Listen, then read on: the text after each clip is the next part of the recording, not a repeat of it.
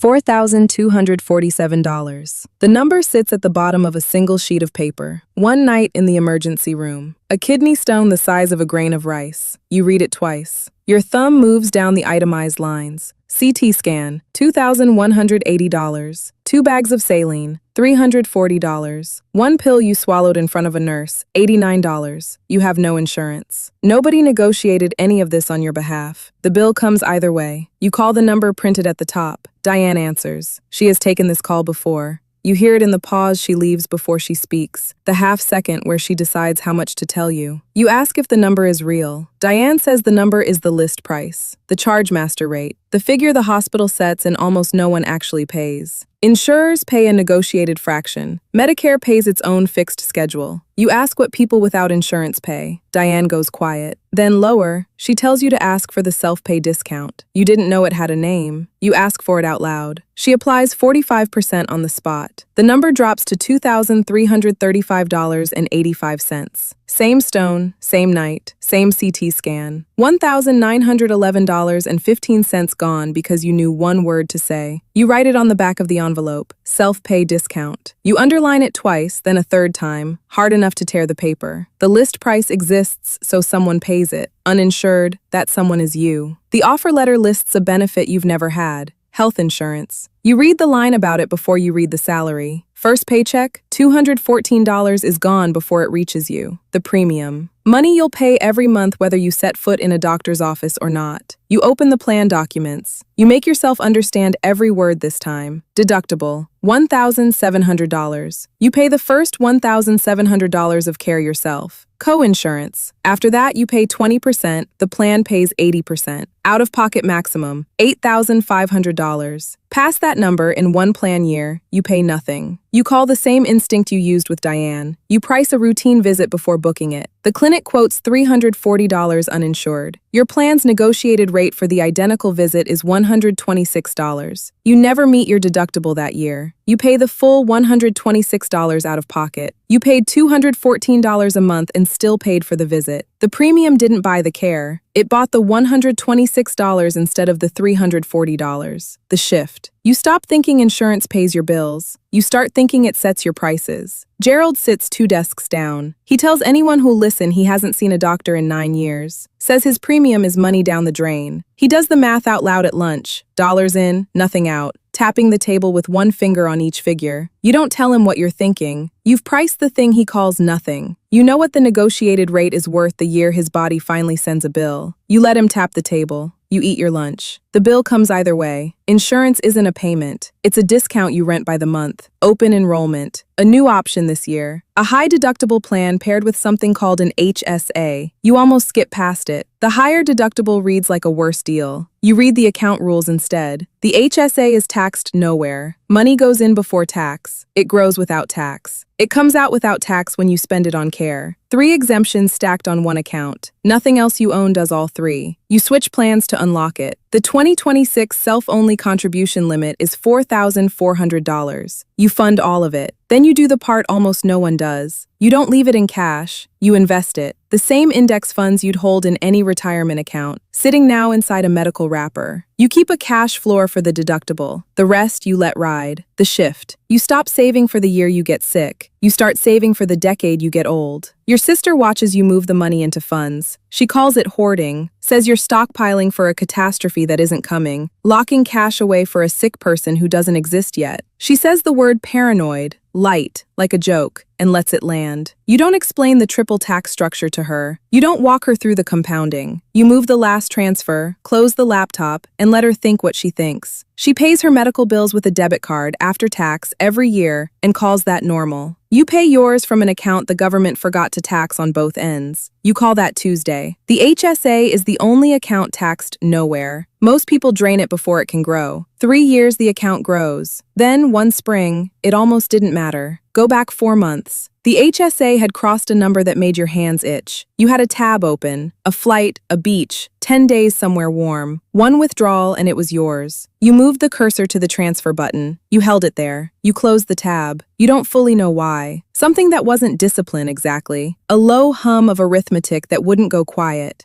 Then the diagnosis. The word a doctor says slowly, so you'll hear all of it. The full machine engages now. Scans. A specialist. A procedure with its own itemized page. The costs stack past the $1,700 deductible in a week. Then the 20% coinsurance climbs. Then it stops. You hit the $8,500 out-of-pocket maximum, and the plan carries everything after. 1 year, one ceiling. You found your exact number the hard way. You pay the $8,500 from the HSA, tax-free, for care. The third exemption, the one you funded for a stranger who turned out to be you. The invested balance covers it and keeps running. The flight you didn't take is still in there, compounding. The shift. You stop resenting the premium. You start seeing what it held back. Your sister sits with you through one of the infusions. She doesn't say hoarding now. She watches the account absorb the bill without a debit card, without a payment plan, without the after-tax scramble she calls normal. She looks at the number on your phone, then at the IV line, then away. She keeps her hands folded in her lap. She says nothing about it, then or after. The bill comes either way. The out-of-pocket maximum is the ceiling on catastrophe. Most people learn their exact number too late. Age 65. The account has been running the whole time. Every year you funded it. Every year it grew, untaxed, inside the medical wrapper. The bad year took its $8,500 and the balance closed the gap and kept climbing. Decades of contributions did what decades do. It's a health war chest now, larger than the salary that first fed it. The rules change at 65. The account loosens. You can still pull for care, tax-free the way you always did. Or you can pull for anything else. A roof, a trip, nothing at all, and pay only ordinary income tax, no penalty. The lock that made your sister call you paranoid comes off. What was a medical account becomes a retirement account that also covers medicine. You open a bill, same gesture as the first one, a single sheet, a number at the bottom, a procedure you didn't plan for. Your thumb moves down the itemized lines, the way it did over a kidney stone the size of a grain of rice. Over $4,247 you didn't have, and one word you didn't know to say. You read the number. It doesn't move you, not relief, not pride, something quieter, a fact, priced and already covered. Across town, in an emergency room you can't see, someone younger holds their own single sheet, uninsured, reading the list price twice, not knowing yet that a word exists, that an account exists, that the first bill is a door and not a wall. The bill comes either way. You can't diversify away your own body. You can only fund it before it bills you. The next video is how an FSA differs from the HSA you just watched work, and why choosing wrong locks your money to the calendar. One is a war chest. The other empties every December. Subscribe. You're already in it.